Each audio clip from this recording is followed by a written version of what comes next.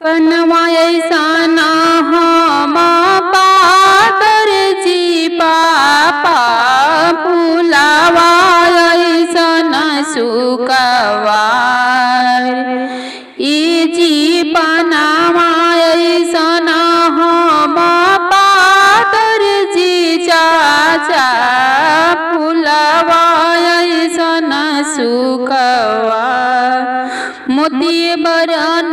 बरवा खोजब जी पापा जिन्हीं देखी नैना जुड़ा ये जी जिन्हीं देखी हृदय जुड़ा पूर्व गईनी बेटी पश्चिम खोजनी हो खोजनी उड़ीसा जगन्नाथ ये जी खोजनी उड़ीसा जगन्नाथ तोरा जुगे जान की हो बर नहीं मिले ले करू में कौन उपाय ये जी करू में कौन उपाय जाहूँ जाहूँ बाबा जो ध्यान गरिया जी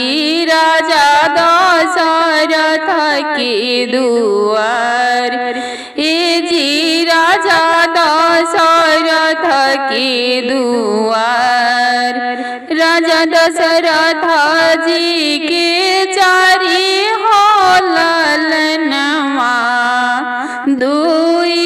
सामर दुई गोर ए जी दुई सामर दुई गोर सामर देखी जनी भूलाई हाय पापा उहे बर श्री भगवान ए जी उहे बरवा श्री भगवान जहूँ जहूँ चाचा जो ध्यान गरिया जी राजा दशरथ के दुआर हे जी राजा दशरथ के दुआर राजा दशरथ जी के चारी हो ललनमा दुई सामर दुई गोर सामर देखी जनी भूलाई हाय चाचा उहे बर श्री भगवान उनके के तिलक